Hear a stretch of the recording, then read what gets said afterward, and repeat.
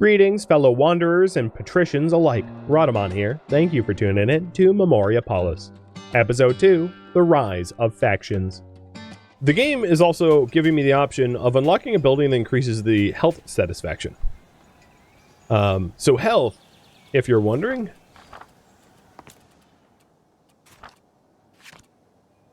would be production. So that lines up with the pulls. So I think that's what we're going to do. That's the popular option. It's also worth noting, not that it's super important, but as you progress through the ages, and I'm going to remain blue because this is a tiny spoiler, but it's not a big one. It's not a big deal. As you progress through the ages, some buildings can evolve into other buildings. So a ceramics workshop can evolve to a stoneware workshop in a future age, whereas an arena cannot.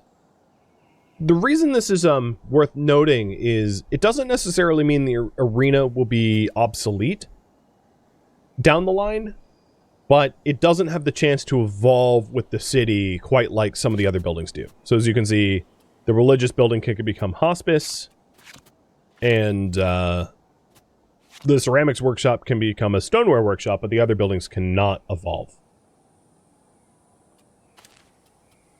Okay. So, we're going to next build a ceramics workshop for multi-faction.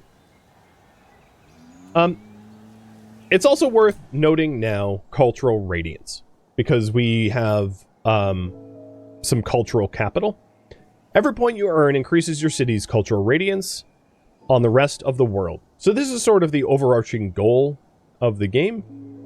The greater your cultural radiance, the best architects of their time will want to settle here, impacting your history for centuries to come. Cultural radiance represents your city's impact on the rest of the world. The higher it is, during the age transition, the more powerful bonuses are obtained for the following age or the end of the game. So right now, we have the cultural radiance of a hamlet, and as we increase our cultural radiance, we'll unlock bonuses. Wonder bonuses, trust bonuses, things to build that are decorative, money, and the idea is to try to max out your cultural radiance within the current age. We're in the Age of Antiquity, and you get cultural radiance points by factions. So we start off with 10 cultural points in each faction that I'll invest, and investing it, I've like boosted my cultural radiance a little bit. Once the Strategists form an actual faction, I will start to get an income of military cultural radiance points that I can use to boost my total cultural radiance, or use to build other military faction buildings. So think of it as like cultural currency in a way. Which is important to spend and generate. Alright, with the surveyor's cabin over that way, I can start to get sand from the riverbanks as soon as I have 6 free people for the work. But as you can see, yeah, my farms are like going wild. I'm actually going to pause this farm to free up the workers that were otherwise working there. Because this farm is like, I have so much food right now, I don't need people working in that. So that I can put a sandbank quarry here for sand. Cool. And then I'm hoping that my next hop... Oh, good. It will be. Will be a surveyor here bridging the gap to the other side of the river. Okay. Well... all I need now is 6 more workers, and I will have what I need for a ceramics workshop. Man, that bugged district is really bothering me. It's not a bug I've encountered so far. I will say, in playtesting this, I did run into some bugs and I ran into some crashes, but nothing that was too serious. The game autosaves pretty regularly, so being able to revert it wasn't that big of a deal.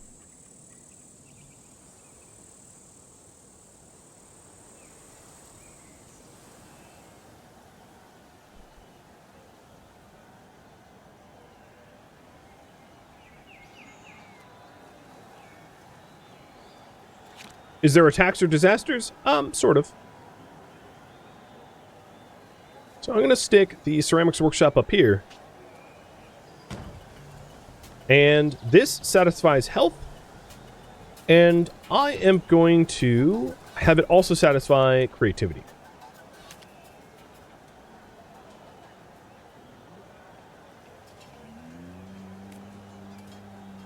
If we take a look at the attraction, there is obviously a quite attractive heat map around the arena.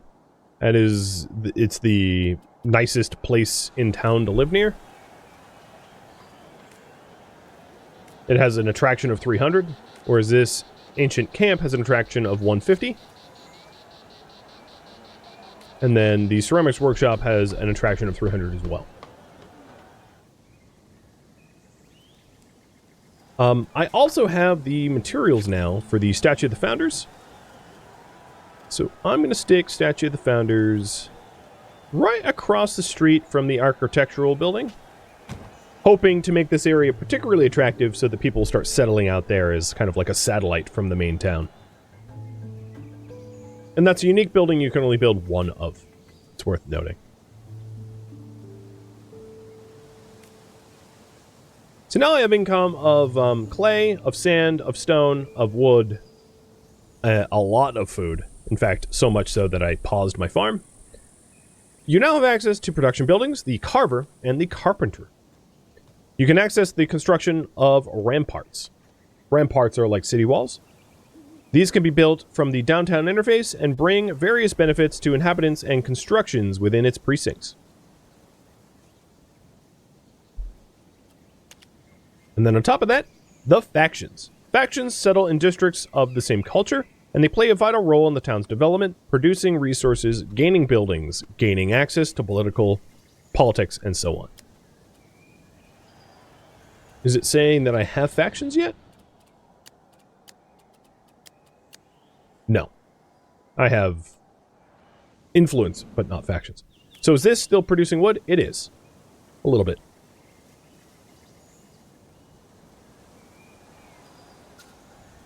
Okay, so here we go. First faction.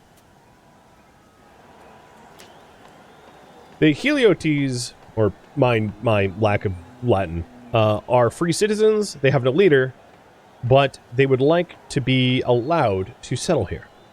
So, in allowing them, every cycle, they produce craftsman cultural points, and between 0 and 1, depending on the tax imposed, for gold. I will also get 25 cultural influence. They have a pretty neutral trust, and the faction likes the medical school and a Galma workshop, and they gain bonus trust if I build those specific buildings. I'm going to accept them. You now have access to cultural buildings, a Galma workshop, Statio, Templum, Scola, so on and so forth. So these are the tier 2 cultural buildings. So there's the Agalma workshop, which those initial factions liked. And then I also have access to the Carver, which I'm going to unlock the blueprint, and the Carpenter, or Carpentry. Unlock the blueprint for that as well. So if we take a look at the factions overlay now, there is the initial faction that I have, the Helotes, are in this district here. And these two districts are craftsman districts that aren't part of a faction. And then if I take a look at my faction overlay, I'll be making production influence over time.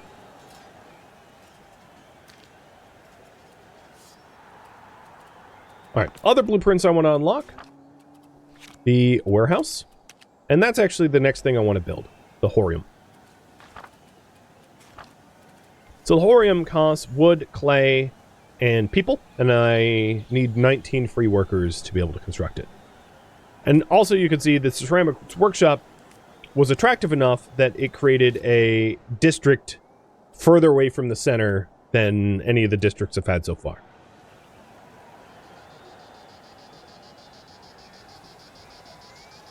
So the player doesn't really... well, the player can influence where the housing districts appear by attractiveness. But that's it. So these two buildings aren't necessarily attractive enough to incur immigration and construction of housing just yet. But as the area around the arena and the area around the ceramics workshop fills up, this will become the most attractive zoning.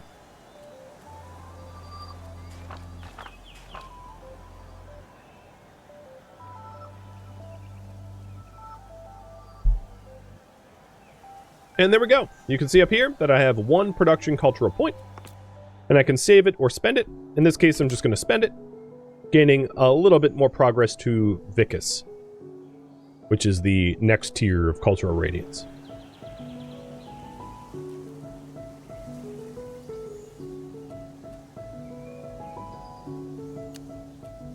So at the moment, I have a negative attraction for esteem. As you can see, my esteem is incurring a penalty where decrees cost more, because I've chosen to focus on everything but esteem so far. That might change.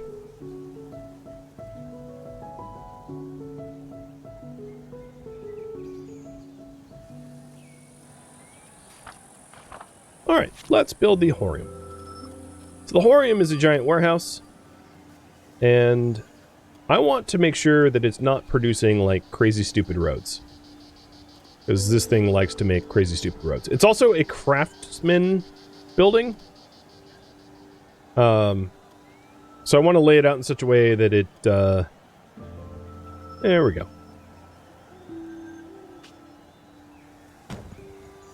And for this one, I'm going to select Esteem and Belonging as its additional satisfactions. So we're bringing that esteem up from the dumps, and then our belonging is getting even better.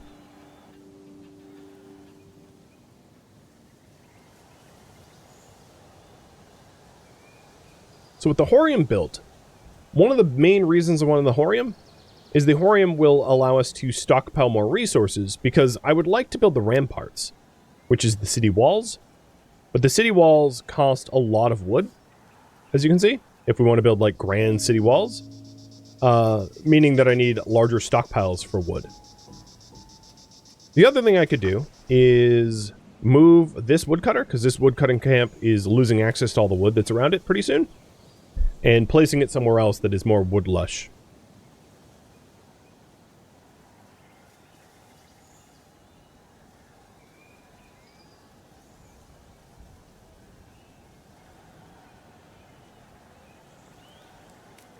Alright, there's the Horum. This is also an attractive building, which is why I built it in town. So there's the attraction heat map. So it has a really wide area of effect, but it's not super attractive. So let's move a cutting camp. I'm going to put a cutting camp down here, meaning that I am going to phase out this one, but I need more workers to be able to recycle that.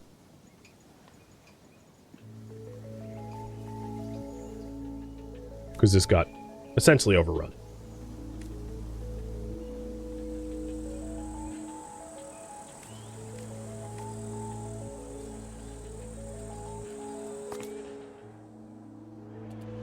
So here's the faction menu.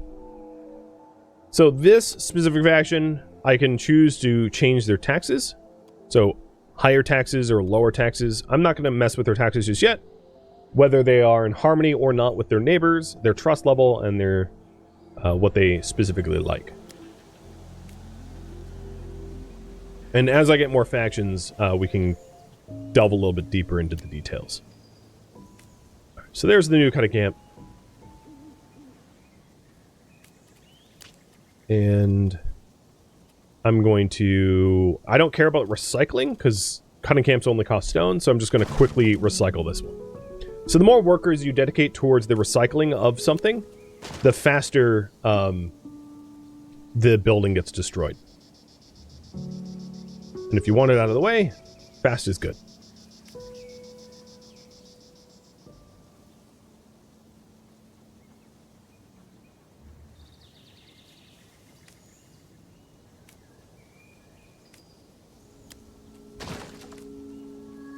Now my food is pretty good right now. I am deleting the fields closest to the town, just to offer more space if they want to develop around that. So the next thing is, I would like to do the fortifications of our city. So this looks like a pretty good rampart to me. And we can already afford that. I don't really need the walls to go all the way down here. The walls give a bonus to the people living within them. So factions inside the ramparts produce additional gold and additional cultural points. But I don't have any factions living out here. So I'm trying to build the walls as big as possible so there's a lot of room for expansion, but not like encompassing surrounding farm territory. But I could leave it up to you if you want me to have giant rampart walls. I'm just saying it's... No, I'm not going to leave it up to you. It's not really worth it. I can say that much. So having it be the largest possible residential area, but not spill over too far, is wise. So I'm going to build this as the ramparts, which cost about 500 wood. Pretty high wood cost, but worth it because of the bonuses. The next thing I would like to do is trade with the outside world. So I'm going to unlock the trade building and get that built. And I already have the materials for it. So the trade building ushers in another faction. So it ushers in a potentially the trader faction, because it of course is a trade building. So let's put that. I'm gonna actually intentionally put it outside of town. Well, let's see. Should I consider accepting trade faction citizens? So right now, we're set up to accept craftsmen and military. And the question is, do we want to open the doors to a potential third faction, or keep it to trade and military? I can leave the choice up to you guys. I guess the better question is, should we try to attract all factions, or should we be restrictive? Maybe I should have asked that instead. Let me update that. Should we aim to harbor all factions or be restrictive?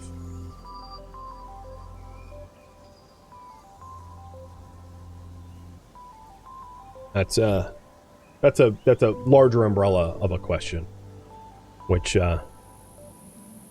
might help. So while you vote on that, I'm going to build a Carver. A Carver is, or rather a carpenter. Carpentry. So carpentry allows you to cut wood into wooden beams, which is required for the next evolution of our town.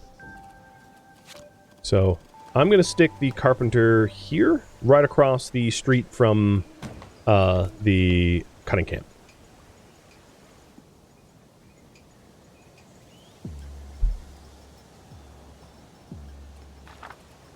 And likewise, I'm going to put a carver in there as well if I can fit it somewhere.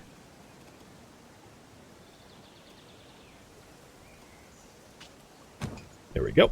And these are ugly buildings, so they shouldn't be close to your town center area.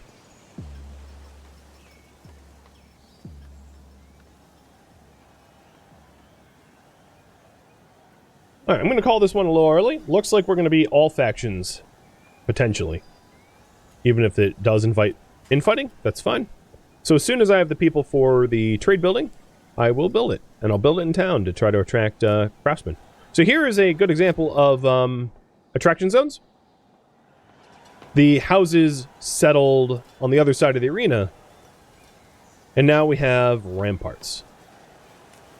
So these ramparts can be upgraded for materials later on. But all the factions inside will generate more cultural points and more gold. And they have an attraction over their entire protective area. So everywhere inside them is now attractive to migrants, which is another big bonus. All right, so here's the Melum, whatever you want to call it. I'm trying to lay it out in such a way that it doesn't create like a network of obnoxious roads.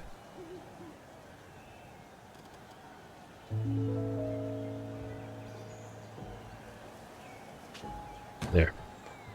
And we will have this cover I don't need to worry about safety, so I'm going to do creativity and belonging again. I don't need to worry about safety because we are likely to build at some point the next tier military building, which is the Statio. So that's why I didn't really need to worry about safety. Because safety will be covered.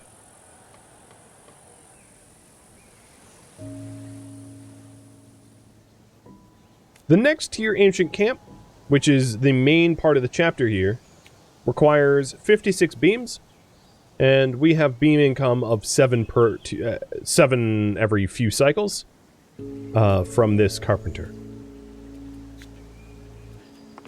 Now it's also worth noting that, like, some buildings, so the carpenter upgrade costs gold and steel, and I don't have access to the resources, and the upgraded carver costs gold and gold leaves, so can't help you there. The architectural upgrade costs wooden beams and rubbles, which we do produce. So it's possible to upgrade our architectural office, and then the small quarry, the small farm, and the cutting camp all could be upgraded as well. Now that we're producing rubbles, we can also get the upgraded surveyor camp, which might be worth it because it has a larger sphere of influence as well.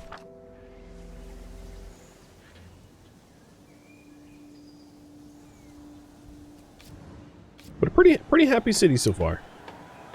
Not too many issues. I am surprised, however, that I haven't had a second faction form just yet. Oh, here we go. Speak of the devil. The Noble Tinsmiths. So let's accept them. And they like the ceramic workshop and Horum. I already have a ceramic workshop and a Horum, so I can't really benefit from that. But now we have 2 factions, and there was a goal previously to have multiple factions. And as we're getting multiple factions, I'm getting more cultural points per cycle. So the more you attract factions, the more cultural points you get, the more grand your city becomes. And we're pretty close to the next tier cultural radiance.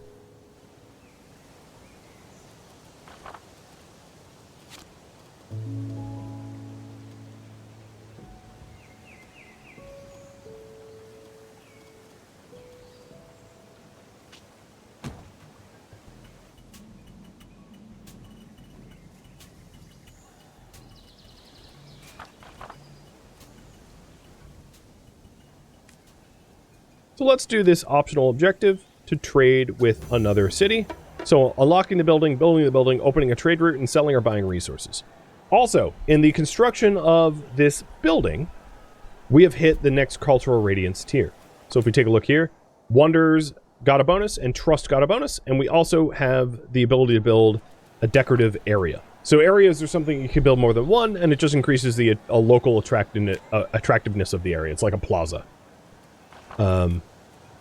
So here is the trade screen, and right now there are 3 factions to trade with. So there is Aquincum, Sparta, and Wasset, costing different amounts of gold in the bottom right in order to unlock the trade route. I'm going to unlock the cheapest trade route, which is to Wasset. Done. And then let's make some gold, shall we? So I have 1,000 stone right now, so I'm going to sell 750 of it. Nope, too much. I'm going to sell 500. Nope, still too much. 400 of it? 300? 250? All right, I'm going to sell 250 stone to Wasset. Perfect. With wood, can you only cut trees, or is there a later upgrade? No, only trees. So now we have started our first trade route, and we have a decent amount of gold as a result of that trade. The next thing I want to do, and here's the other trade routes, we can unlock more trade routes. So let's unlock the one to Sparta. And sell 150 sand and 150 clay. Nice. We have 1,000 gold. Alright, the next thing I want to build here is a greater sphere of influence for our survey camps with our blueprints. And then a better cutting camp for timber. What I'm hoping to do is increase the cutting camp over here so that it cuts down these trees faster. Because this is a lot of terrain that I would like to make use of. But right now it's like choked full of trees. So I'm going to upgrade this cutting camp. And then it also just told me that I can upgrade my ancient camp to level 3. Because we acquired all the wooden beams needed.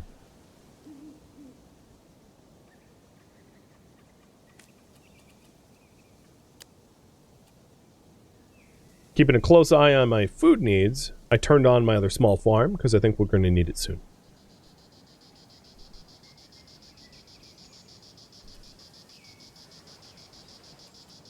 The next thing I probably want to do with blueprints is to unlock the next military building.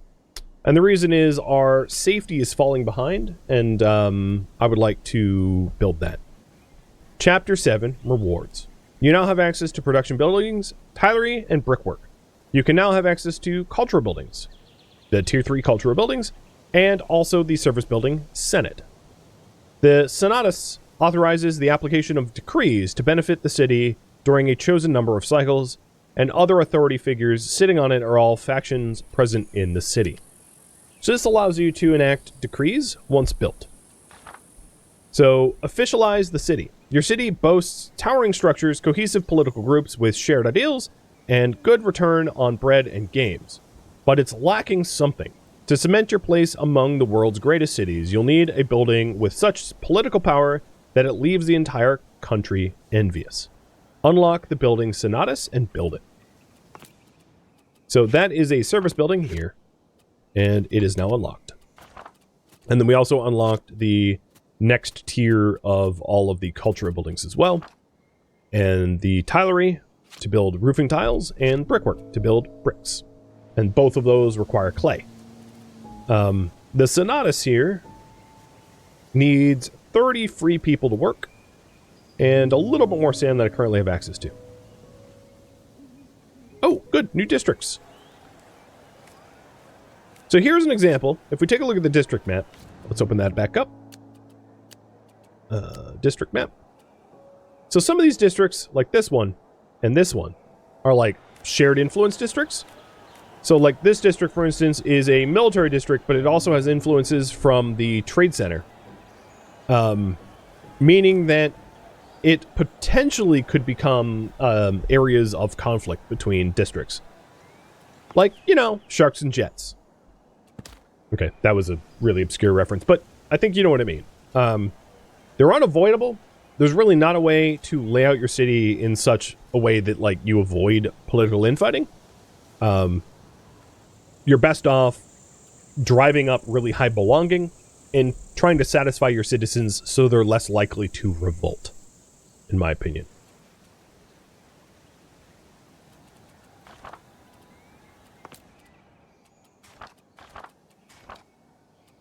I wouldn't mind also working towards the upgraded agricultural office. Or the architectural office, rather. So I think what I'm going to do is temporarily table the main goal here to increase the infrastructure within my my current town. Now, in terms of attractiveness, we're doing quite well. This place is amazing to live in, and people are migrating there quickly, which is great. I also have 2 more surveyors camps. And this time, I'm going to make some choices for myself. I am going to create... Actually, let's upgrade this old surveyor's camp so I have a little bit greater reach. Alright, here is a major decision.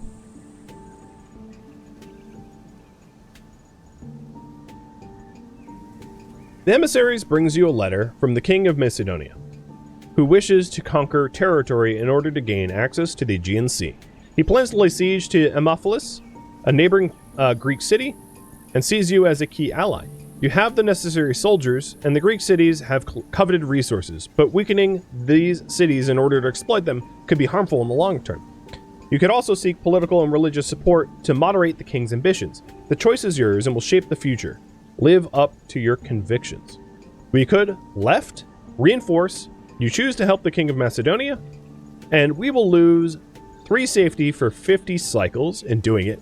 At the end of the event, we will gain access to a military cultural building. We could, middle, seek help. You choose to ask for help, so we'll lose gold coins for 50 cycles, and at the end of the event, we'll win a Mysterium, which is a religious building, or the right option, choose to defend the Greek cities. We will lose food for 50 cycles, and at the end of the event, we will win an educational building. So these are the 3 choices, and you guys can choose. So, military bonus, religious bonus, or philosophical bonus. It looks like Team Philosophy is going to win. So, I have to keep a close eye on my food production to make sure that I'm producing enough food per cycle in order to keep myself fed as I am supporting the Greek cities with food. What you just saw is about the most conflict that the game has. It's story-based and simulated. There are disasters that can befall your districts, like fires, outbreaks, riots, etc. But there isn't so much like armies or anything of that nature. You're not gonna see like armies marching around. Let's go ahead and unlock the next upgrade to the architectural office, and then I'm waiting on having the necessary people to be able to actually build that thing. Requires 30, and we're at 13.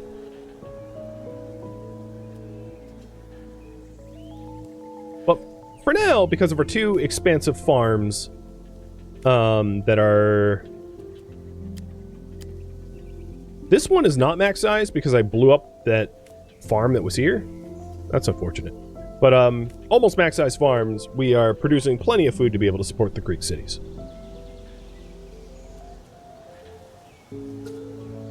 Oh, and here is a military faction. Spartans is at the gates of your city. So Spartans is not like people from Sparta the city. They're just a faction within our own. They like when I build a Presidium and a Tullianum. They already have a pretty high trust level, which is great. And yeah, let's accept them. So now if we take a look at the factions map, which I always click on incorrectly, we have 2 districts that are influenced and are craftsmen, and then we have 1 that is military, but then this is also like trade. So it's potential that this faction could become a commercial district. It's too soon to say, but there we go. Now we have a multi-faction city, and you guys wanted me to like push towards all factions. So what I'm going to do is ask you what next cultural building to build. There's the poll. We could do production. So let me actually show you the choices. Production would be the Agalma Workshop or the Agasterian. Military would be the Statio or Castrum. Religious would be any of these 3. Necropolis, Templum, Education, Commerce, or political. And I'm not quite at the moment worrying about the Senatus. I think that can be tabled for now, so that we can meet needs. So speaking of needs, if you see down here, we have high safety needs and high esteem needs. So safety needs would be military. That's going to supply safety needs more than anything else. And then esteem would be political. So political and military are where we are lacking the most out of at the moment.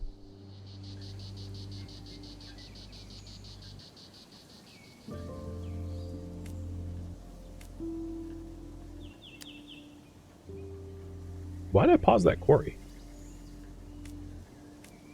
I don't remember. Maxu, thank you for the resub. Oh, and Glitch for bits. Welcome, Glitch.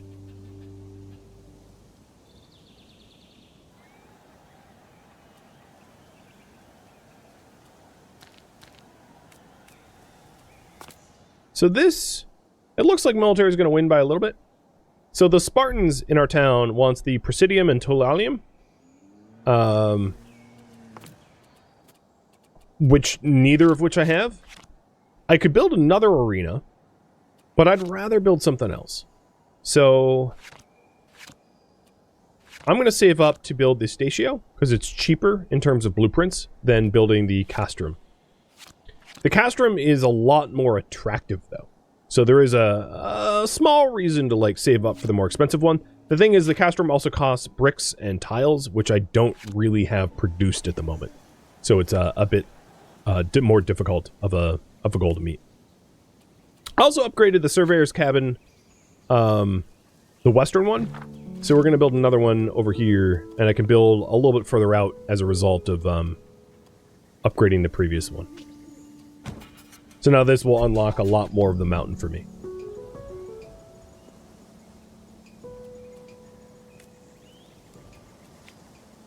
And we almost have everyone we need for a level 2 architectural office.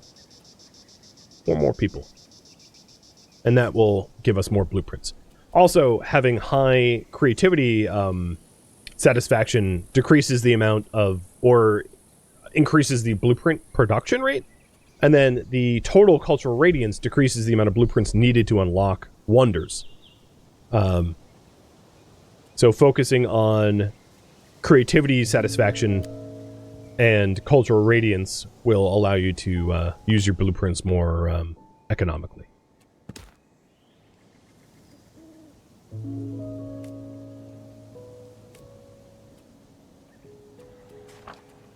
And then the other Surveyor's Cabin, I'll probably build up to the north, but I'm not going to build it just yet. I plan on upgrading the city center again. So the next upgrade to the city center needs tiles, which I am currently not manufacturing. So after I build the Statio here, which needs 900 blueprints. Oh, so here we go. Your defense was a success. Inspired by your example, other cities rallied to the cause of the oppressed. Greek cities resisted valiantly, inflicting heavy losses on the king, who lost an eye in battle. In gratitude, the leaders of Memoriapolis, Morona, and Theon Methone send you plans for a building, a symbol of your commitment to the justice and well-being of your peoples. So the Ludus Magnus building. Here it is.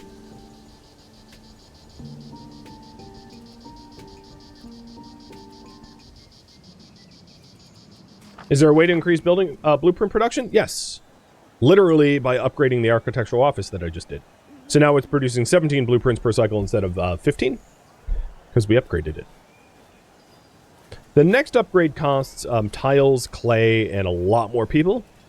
But I just got enough blueprints in order to unlock the Statio. So the next thing I'm going to build is the Statio. And I only need 5 more people to do that.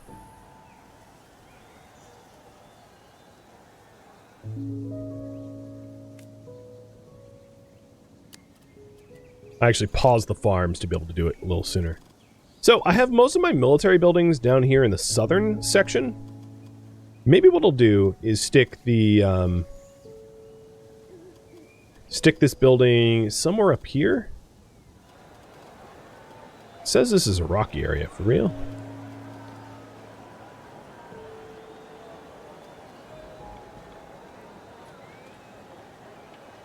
Come on. Alright, so this is by default a safety building. We'll also do a steam and creativity. So all of the satisfactions that I wasn't meeting previously. Alright, the next thing I'd like to work on is to get a tilery up so that we can upgrade our city center again. So taking a look at the needs for a tilery. Take a look down here. We need 500 blueprints for the tiles and 500 for the brickwork. It's also worth mentioning that as we start to manufacture tiles and brickwork, my need for clay is going to dramatically increase. So we already have a building here, which is collecting clay in this area. So let's see where there's clay deposits elsewhere. So there are clay deposits to the north. And like down here in the southern shores, my sphere of influence doesn't allow me to get close enough to these southern shores to exploit the clay down there. So I could put another like clay mine possibly here? I just don't want it too close to the town borders. So I think what I'll actually do is to wait in order to upgrade the clay. So I think for now, the order of operations is actually to increase my quarry blueprints first, so that I can obtain more clay from the one mine I have. And there we go. We have the Statio. If you take a look at the attractiveness map, it's very attractive around there, and I bet it will have residential districts around there in short order.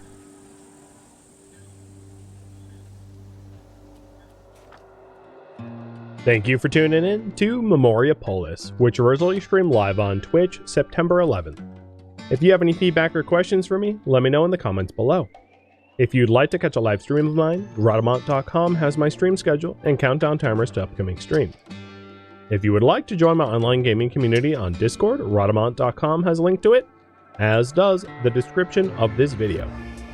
Thank you so very much for watching, and a special thank you to my Patreon patrons, Twitch subscribers, and viewers like you that made it all the way to the credits. Thank you so very much. I hope to catch you next episode or an upcoming stream. Farewell, my fellow residents of Memoriapolis.